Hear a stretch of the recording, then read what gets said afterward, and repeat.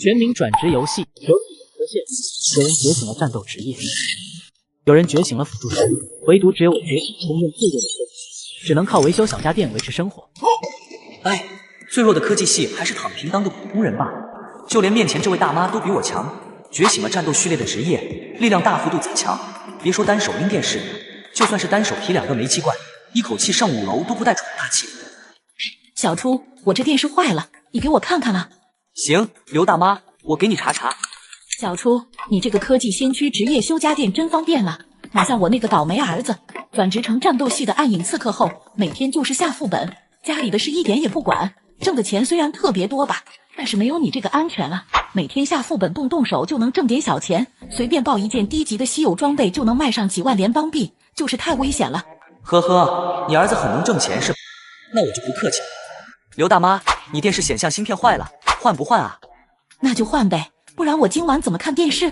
行，1500联邦币。什么？这么贵？这还贵啊！刘大妈，我给你用的2手芯片，原装的要3000多呢。修吧修吧，1500就1500，买个新电视最少也得7000多。行，那明天你过来取。李老板，我这里有一个几乎全新的高级显像芯片，收不收啊？收，3700联邦币。行，你过来吧。挂断电话，叶初拆电视，把里面的高级显像芯片取出来，又装上一个价值700的2手低级显像芯片。而刘大妈的电视只是有一根电线短路而已，随便焊上一个用不了20块钱。叶初得承载了他4500。检测到家电修理数量超过1万台，科学的修理系统已存入光脑，激活奖励组装核弹技能书1本。不会是光脑中病毒了吧？呵呵，技能属性虽然很强，但是需要20分钟的组装时间，最弱科技系果然名不虚传。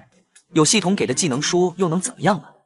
虽然带有唯一字样的技能书无比珍贵，全球绝对没有第2本书。虽然技能很强，但过长的组装时间和冷却时间让这个技能变得鸡肋无比。检测到宿主为科技先驱职业，是否使用技能进化点？算了，天赋点反正留着也没用，试一试进化吧。毁灭级外面最高不是才圣灵级吗？进化后的组装核弹简直脱胎换骨，堪称残暴。1%的最大生命值伤害提升到了5%，也就是说，一个满血的敌人如果只是站在核弹辐射范围内，20秒就得挂掉。不仅如此，组装时间便竟然成了3秒，冷却时间变成了5秒。只有3秒的真空期进副本核弹能放到爽爆了。拥有一身毁灭级技能，去哪不得横着走。45级5人小队带干枯大地噩梦难度，每人3万联邦币，不包装备。16级重甲战士求组啊！哥们，你跟我开玩笑呢？带你还不如带我家旺财进去呢。靓仔，我看你长得一表人才，为什么不去修家电呢？啥？你就是修家电的？滚！问了几个队伍，都是一脸嫌弃。叶初黑着脸，直接自己开了个队，并扯着嗓子喊了起来：干枯大地普通级，15级科技系带队了，队长会组装核弹，装备按照职业需求分配。15级科技系带队，是我听错了还是我听错了？你没听错，他还会组装核弹，我笑尿了。15级就会组装核弹，20级还不得组装高达。那个，能不能带我一个？我是战斗系的黑暗召唤，转职核心天赋是召唤物亲和，加强召唤物的亲密度，提升攻击力。但是我只有一个石斧乌鸦技能，而且攻击力很弱。召唤系要是没有大量资金支持，购买强力的召唤技能书也是组队非常不受待见的职业。这个女孩看样子就是家境不好，自己和她多少也算同病相怜。无所谓，关键时候我会出手，你就跟在我后面就行。干枯大地普通级，15级科技系带队，队长会组装核弹，只要冷门职业了，热门职业还有3个位置。很快喊话就起到了效果，片刻后队伍满编，3个都是生活系，他们的职业分别是包子达人，身上背着一个蒸笼，里面装着能略微挥霍 HP 和 MP 的包子；菜刀掌控手，腰间挎着一把切菜刀，沾点战斗系的影子；半砖狂人，2只手里各握着一只青石板砖，一看脑袋就不怎么灵光，再加上核弹召唤年群烧火棍，看起来不怎么正常的5人小队向着副本入口走去。科技系是被公认最鸡肋的职业，没想到叶初还当上了队长。就这样的极其奇葩的5人组队要去闯荡副本，那我可选择进入了。你们想退出还来得及，但进去可就不能反悔了。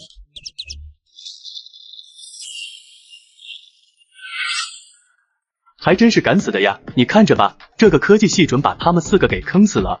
就这个组装核弹就知道他多不靠谱了。我在交易行根本搜不到这个技能书，长得一表人才，没想到人面兽心啊！自己不想活，还带着4个人去送死。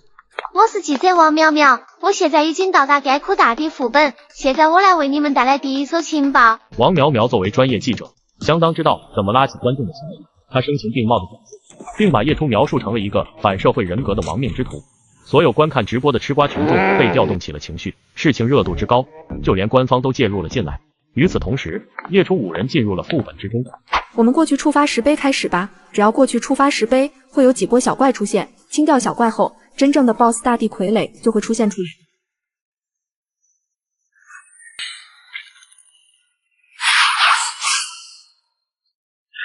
去吧，石斧乌鸦。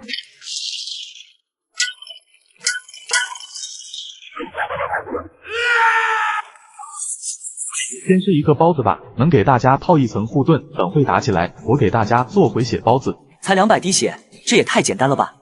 虽然只有200血，但是架不住数量多。我的攻击频率太慢了，小怪马上就冲围过来了，我们扛不住这么多啊！算了，你们几个休息吧，剩下的交给我，别怪我抢你的经验啊！我们来拖住骷髅小怪，你快点组装核弹。是啊，我们给你争取释放时间。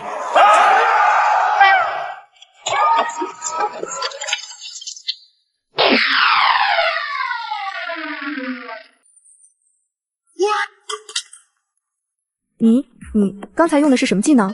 我应该是产生幻觉了，我看到了9万多的伤害数值。真的是核弹的，用手搓出来的。师傅，你到底是做什么的？我是修家电的，会手搓核弹很合理吧？这不是15级科技系应该有的伤害啊！是啊，刚才的9万到底是什么情况？快攻击！队长的技能已经进入冷却了。还是我来吧，快点打完好换个难度。现在这个难度就会吃力的了，还换难度。虽然你的核弹技能可以瞬发也非常猛，但是这个副本要5波怪呢。是啊，我们能不能挺到帮才难说呢。早知道让你留着核弹对付帮子。哎，留什么技能？我继续放核弹就行了。你说什么？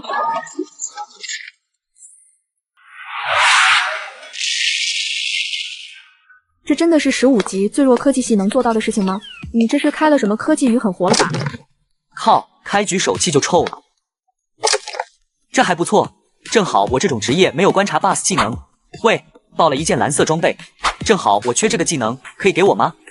别说你需要了，你都拿着我们也没意见，我们只要升级就行，升到足够高级以后再来这种小副本，打帮子没有任何问题。队长小心，快回来！队长快跑，第3波怪来了！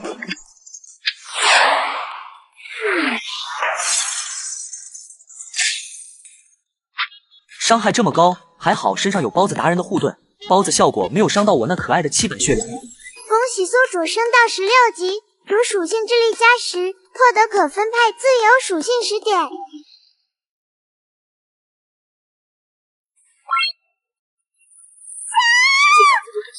全民转职游戏有几个特线，有人觉醒了战斗职业，有人觉醒了辅助术，唯独只有我觉醒了公认最弱的科技，只能靠维修小家电维持生活。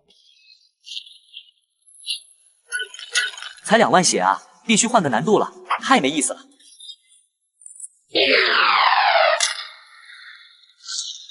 可怜的 BOSS， 下攻击没打出来，直接变成了白光，只在地下留下了许多光环，证明他曾经来过。检测到您的队伍平均等级为15级，刷新了全球干枯大地普通级通关时间，请填写您的代号，领取隐藏奖励。与此同时，副本入口处极其热闹，因为身为最弱科技系的叶初竟然带着4个人前往副本送死，导致这里聚集了一大批吃瓜群众来围观。刚才那小子想加我的队伍，被我一口否决了。他是什么人？他是科技系啊，没法带。你知道吗？他刚才也想加我的队，你猜他是干啥的？修家电，真的是够了！我应该替那4名死者感到惋惜。你个小兔崽，你推我干什么？那2人看清对方的长相后，立马缩了下脖子，灰溜溜逃走了。这人可是最近风头正劲的暗影刺客，一名44级并且即将逆转的大佬，在新人副本这里，相当于所有人都跪舔的存在。要是惹恼了，他暗地里给干掉就完蛋了。我认识这个丧心病狂的科技系，他叫易初，在江北商业街开家电维修的。那您是怎么认识他的呢？呵呵，因为我妈经常去他那里修家电。这人正是碎嘴刘大妈的儿子，暗影刺客王董。他一直看叶初不顺眼，因为叶初长得比他要帅许多。他那张黑色蒙面相是一张娃子脸，外加一口暗黄龅牙，任何比他帅的人，他都会对对方抱有敌意，尤其是叶初。我跟你说啊，那个叶初长得真的太丑了，猪一样的耳朵，大象一样的鼻子，一排龅牙。每次我回家路过，他都坐在门口，看到我就吐了，还因此事我暴瘦了30斤。家人们，谁敢信啊？这4个人怎么就心甘情愿的和一个长相奇丑如同怪物的男人去副本了呢？我不理解啊！杰，反正一会死无对证，叶初丑陋的形象被全国人都记住了。让你那么帅就算了，还每次路过都用那笑起来迷人的眉间，却又带着淡淡忧愁，如同书中高贵解忧郁的王子跟我打招呼。你和我打招呼就是在笑话我丑。附近人员请注意，下面将报道一则消息。来了，他们真的死在了里面哎！4个人啊，是活生生的4条命啊！希望下辈子投个好胎，大家以后警惕科技系的糖衣炮弹哎！杰，这个讨厌的叶初终于死了。接下来，让我们恭喜科技系男神所带领的队伍成功刷新干枯大地普通级通关时间，全球副本排行榜已经刷新，可以随时查看通关时间。广播停止，副本门口死一般的寂静，他们等来的不是死亡通知，而是刷新了副本通关时间的通知。有人反应过来，去查看光脑里的排行榜。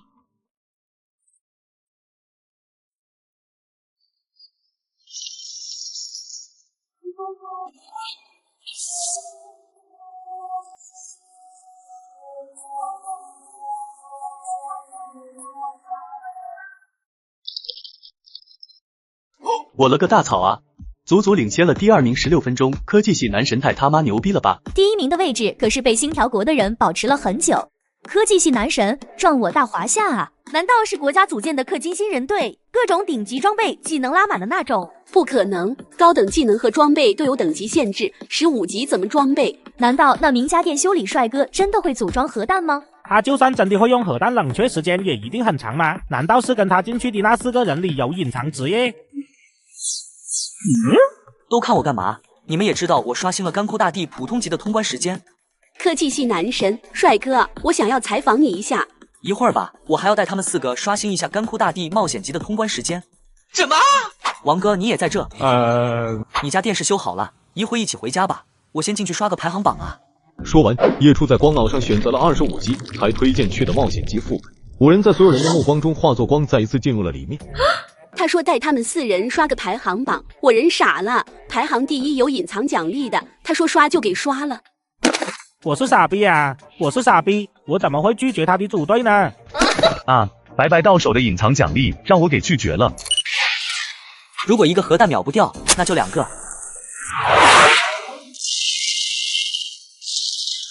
检测到您的队伍平均等级为17级，刷新了干枯大地冒险级通关时间，已将您的队伍通关时间更新至排行榜，请领取额外奖励。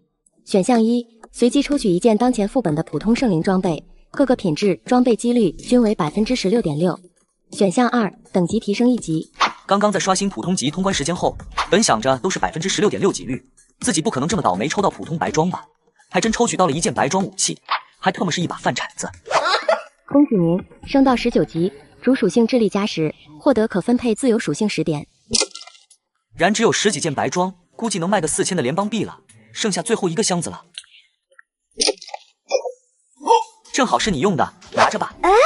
队长，真的给我的？是啊，我组队的时候就说了，装备按照职业需求分配。可是这可是一件传说级装备啊，非常值钱，你留着卖吧，我只要升级就好了。是啊，队长，你带我们升级就行了。这么贵重的装备，你自己留着吧。对呀，我们又没出力，全都是混，我们只要垃圾白装给我们就行了。说好的就是说好的，而且没你们4个进队，我还没办法打副本。只要有你们能用的装备，我都会给，剩下的就别怪我收起来了。走吧，我们再出去组5个人吧，然后开始刷10人的噩梦级难度的排行榜。难道最弱科技系里真的出了一个隐藏大佬？叶初长得帅就算了，实力竟然还这么强。观众朋友们，就是这个人，就是他。刚才诋毁科技系男神叶初，将他形容的丑陋无比。对于这种假消息，我深感歉意。我可以用命发誓，叶初本人长得非常帅，而且极其有礼貌。长得帅有个屁用，出来混讲究的是实力。那么，请问你保持着哪个副本的通关记录呢？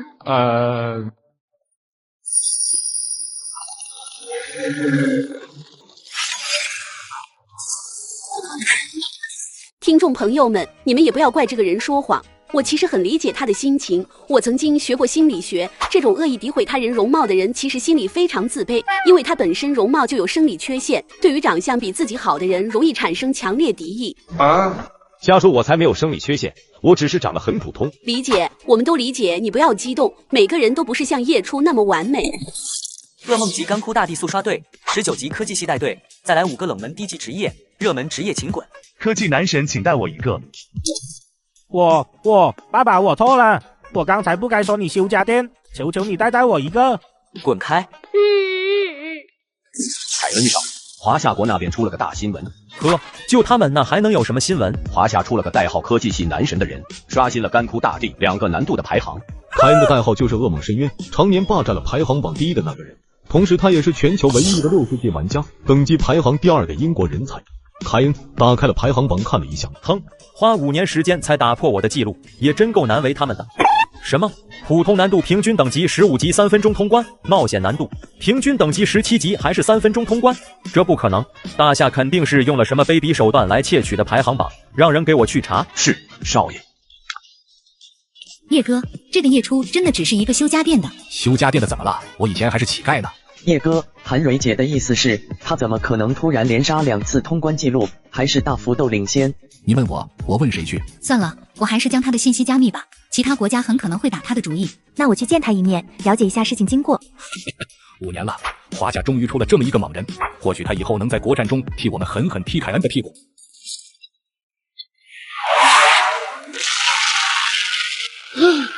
什么？这是最弱科技能打出的伤害？习惯就好了，马上还有更恐怖的。知道科技系男神很猛，但是没想到竟然这么猛，技能范围大，威力高，冷却快，简直就是人形刷怪机器。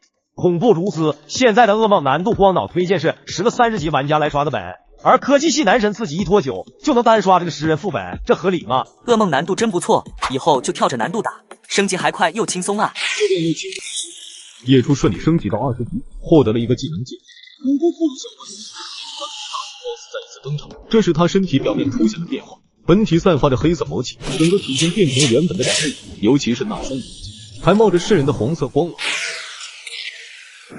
竟然是隐藏形态的 BOSS， 隐藏形态的 BOSS 极有极小几率出现，它相当于原本 BOSS 的3倍强度，而且技能也发生了变化，基本上碰到隐藏 BOSS 的队伍，很大概率会团灭在这里。隐藏 BOSS 很厉害吗？核弹的爆炸炸掉了他3万多的血量，辐射伤害的最大百分比，每秒扣血2万多的伤害，但也不是没办法打不过。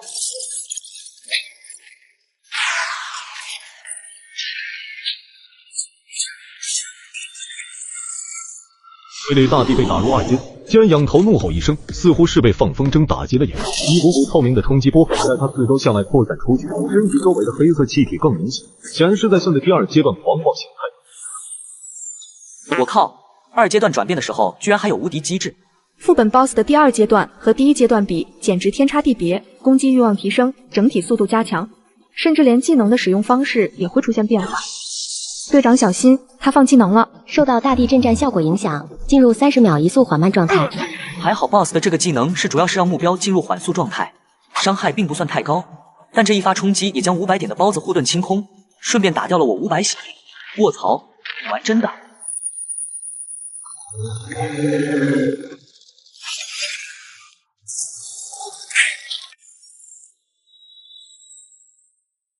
干得漂亮！此时黑暗召唤系手里拿着泛着金光的黑暗权杖，先前的5波蚂蚁群已经让他顺利升到了20级，刚好可以升这本传说级装备的召唤技能。有了召唤物拖住，随后的事情就简单明了了。接上级傀儡大帝凌空飞起，正要砸向叶初的时候，黑暗召唤直接召唤傀儡，在傀儡的帮助下，终于击败了暴人。我靠，手气这么差！这鞋子不错，加上速度配合，放核弹就更适合风筝打法了。不错不错。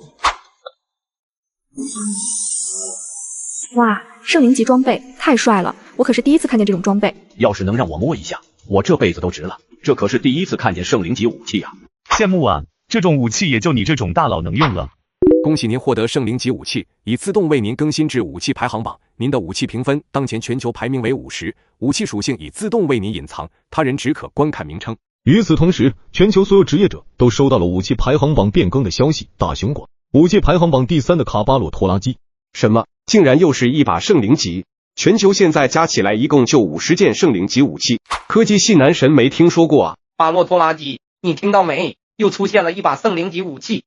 我用你说吗？这是在哪个秘境里爆出来的？你不知道吗？这是科技系男神在干枯大帝噩梦里爆出来的。什么？竟然是副本里出现的？他难道碰见隐藏 BOSS 了？副本里出现圣灵级武器的几率几乎说是极低，除了隐藏 BOSS 的掉落外，正常的 BOSS 几乎说是不可能掉落。5年时间，仅仅有2件圣灵级装备是正常 BOSS 掉落出来的，他竟然在平均等级20级的情况下，只用了5分多钟的速刷了有隐藏 BOSS 的噩梦级干枯大帝。你说什么？20级5分钟？苏卡华夏国什么时候出现了这么个怪物？另一边，被气晕过去的王董从病床上悠悠醒来。王淼淼不愧是一个专业记者，在他晕过去的第一时间就呼叫了超速救护车。把钱一交就能出院了，你还是我第一个见到气晕过去的年轻人，有多大事儿值得你这么生气？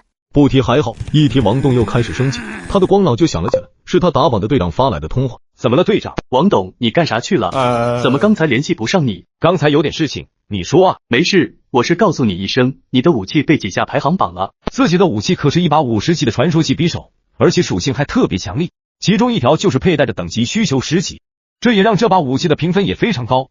虽然只是最后一名，但是也算自己的一个金字招牌。没想到科技系男神这么厉害，5分钟就速刷了噩梦级干枯大帝，还包揽了一把圣灵级武器。你说什么？又是他！他立马挂断通话查看排行榜，结果接替他排行榜位置的正是科技系男神，他是为眼中钉肉中刺的叶初。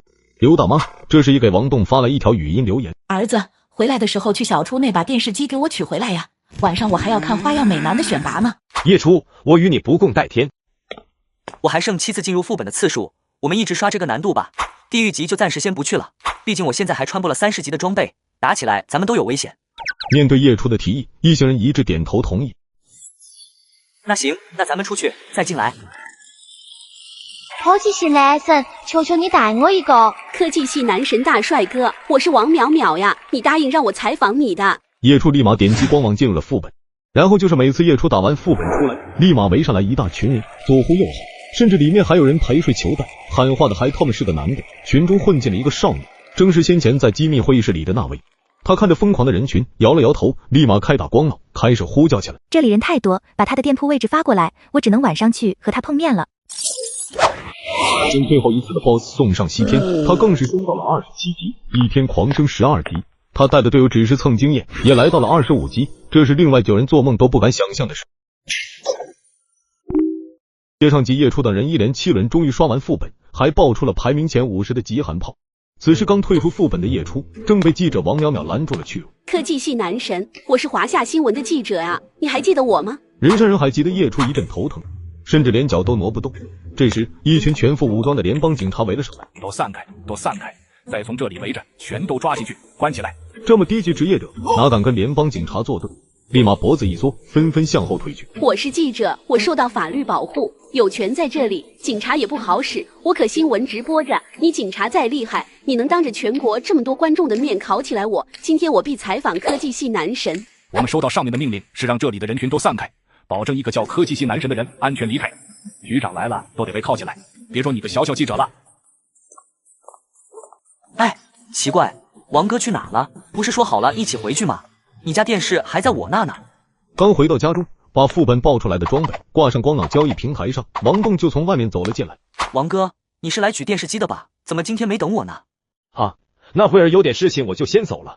是吗？那你先坐，我去仓库给你把电视机抱出来。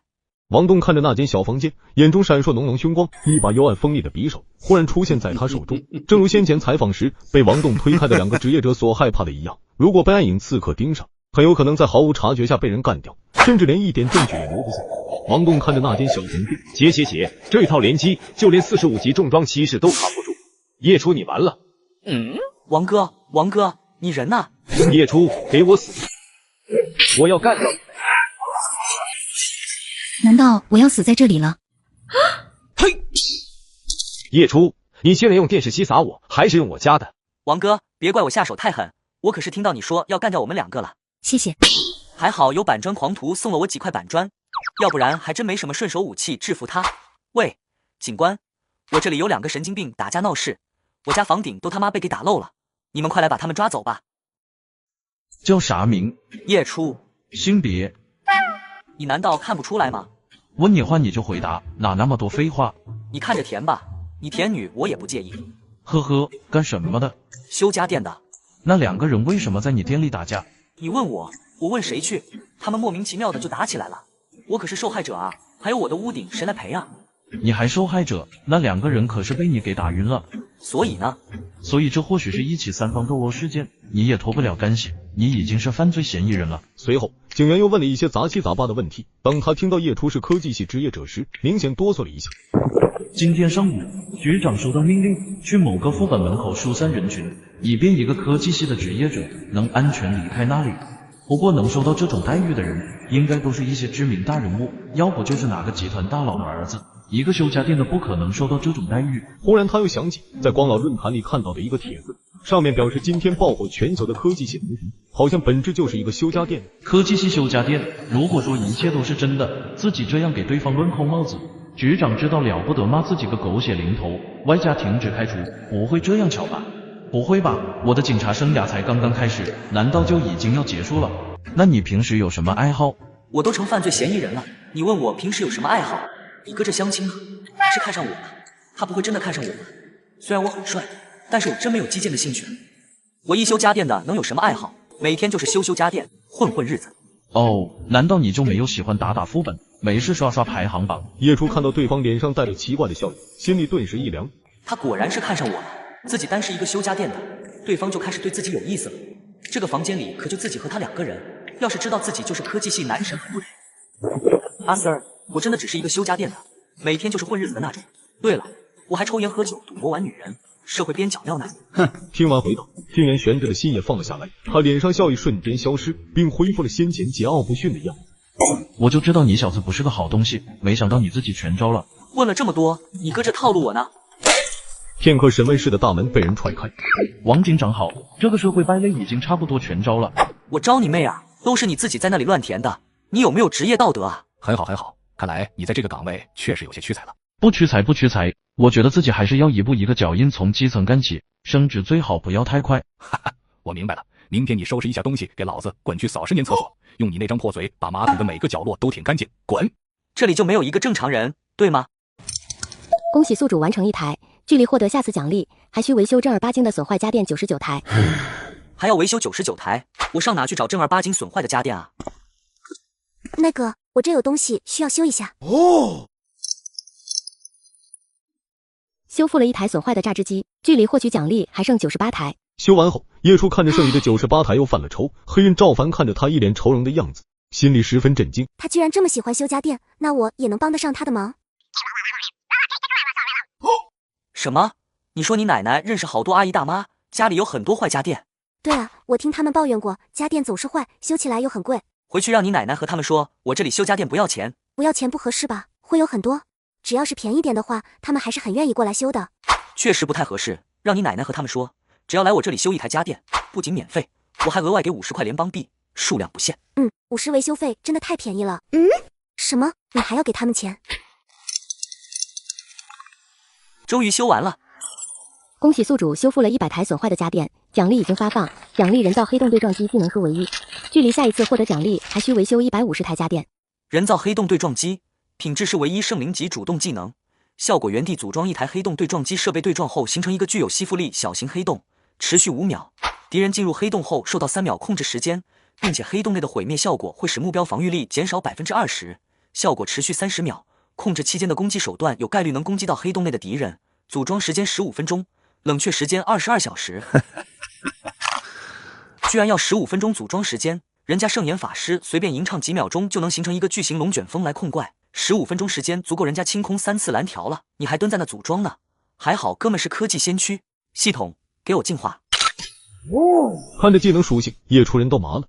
这次不光是组装时间变没了，甚至可以提前开始储存技能次数了，连牵引力都进化成了超强，更别提80%的减防，没有任何一个技能可以做到这么高的百分比。减防技能直接变成了无敌强控，超级巨怪，逆天减防为一体的究极技能，甚至控制期间不受到任何装备技能天赋的减控效果，甚至可以0毫秒释放10个黑洞，将对方死死控制住100秒的时间。别的不说，副本开刷。我和叶初无冤无仇，甚至每天都互相问好。我为什么要痛下杀手？我只是去取电视，结果那个女人突然冲出来乱砍一顿，我只是被动防御。看守所内选来的王栋一口咬死自己是出于正当防卫牌动手的。蓄意谋杀可不是小罪，能甩锅就先甩锅再说。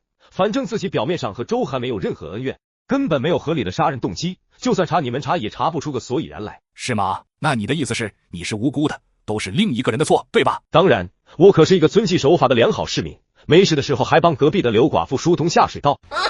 原来如此，看来是我冤枉你了呀。没事，都是一场误会。既然这样，那咱们就换个地方聊聊。片刻后，咣当，牢门被人用力关上房。王栋看着这间由特殊材料打造的房间，人麻了。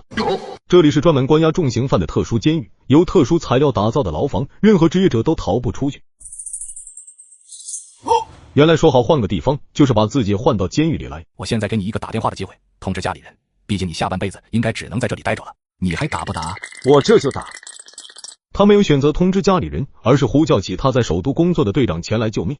啊，你说你带队，可是你是最弱科技系啊。虽然你升到了27级，但血腥圣所裂缝推荐35级才能去。我可是科技系男神，但你还不是简简单单，就差一个人了，帮忙组队凑个数吧。就你还科技系男神，人家可是大人物，怎么会在这鬼鬼祟祟拉人打裂缝？我可没兴趣去送死，拜拜。你好，请问你是不是要去打血腥圣所裂缝？你都45级了，还来打这里？对呀，因为这里报我的转职凭证。放心，除了转职凭证，我什么都不要，而且我的战斗力很强的。行啊，你申请加入队伍吧。OK 了，开刷。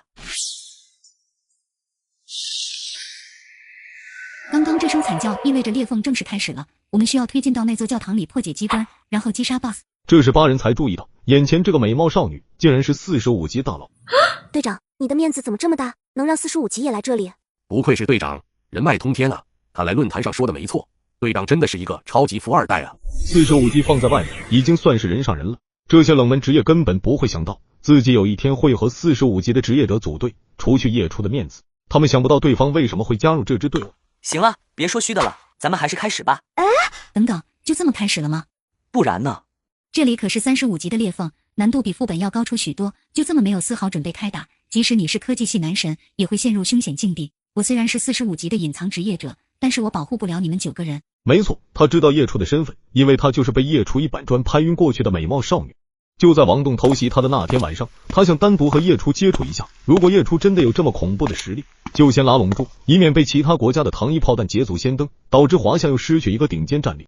在来到修理店门口后，他竟然发现了隐身的王栋，准备搞偷袭。情况紧急之下，他只能破门而入阻止王栋，结果就被叶初一板砖拍晕过去。本想着等风波平静下来再和叶初解释一切，只是没想到今天居然在血腥裂缝这里碰到了他。出于对叶初安全的考虑，还有获得叶初好感，他才加入了队伍。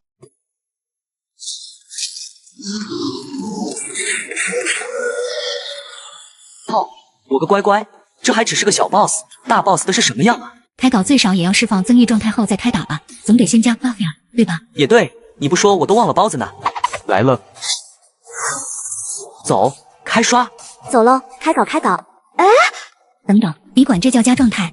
是啊，差不多就行了呗，真不用那么谨慎，一个35级的裂缝而已。不要小看血腥圣所裂缝，还是我来给大家加状态吧。圣洁余晖，您受到了圣洁余晖的祝福效果，受到的伤害减免15%，每30秒恢复最大生命值5%。光翼附体，天使庇佑。您受到了光翼附体的增益效果，前速度上升20%，受到攻击时有5%的几率闪避这次攻击。您受到天使庇佑的加成效果，获得5000神圣护盾值，护盾值消失时，爆炸使附近的目标进入眩晕状态。灵眼祷告，辉光降临。在接连释放10几个强化技能的增益状态后，才停了下来。可惜我只是个战斗系，增益技能的效果还是太差了。什么？你说你是战斗系，不是辅助系？谁家战斗系有这么多辅助技能啊？只是打个裂缝而已，真不至于这么慎重吧？我说这次能开打了吗？可以了，不过大家小心，前面的草丛里藏着第一个小 boss， 血量在15万左右。我先放一个技能压低他的血线。神雷裁决。他现在不会攻击，而是在召唤狼群。快围到我身边来，我来保护你们。你们这是干什么？还是让我来吧。不是不相信叶初的实力，现在叶初的等级太低，属性点不够多，对技能威力提升有限，而且他那把圣灵级武器也不能装备，这样一来，他的技能对怪物造成的伤害会非常低，而且这些小怪是会根据伤害量吸引仇恨的。如果自己不先打一发群体攻击，让他们将仇恨目标集中在自己身上，叶初很有可能会被冲出来的狼群秒杀，太危险。要想保护他的安全，就必须由自己来扛怪。那好，你来配合我，我先吟唱一个龙卷暴风雪技能，然后你再释放技能补伤害。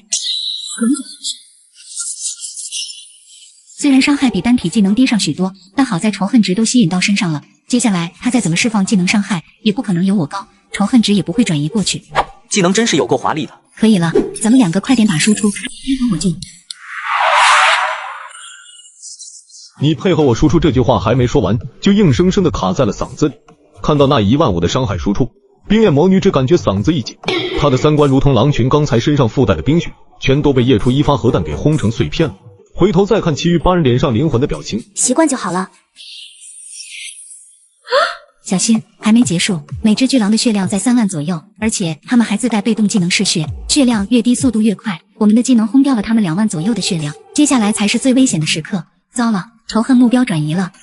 神圣壁垒，原本准备在最终 BOSS 才释放的神圣壁垒，没想到这么早就用掉了。正当他挡在夜出身前，再次开始吟唱大型技能时，狼群跑入了绿色的辐射区域，受到了5%最大生命值的吊血伤害。还没等他们跑到神圣壁垒跟前，1万的血量就已经清空，纷纷变成了白光消失。这层光罩是干什么的？还好有惊无险的处理掉了小坏，没想到他的技能竟然这么长，可惜冷却时间一定很长。那接下来的 BOSS 战只能靠我了。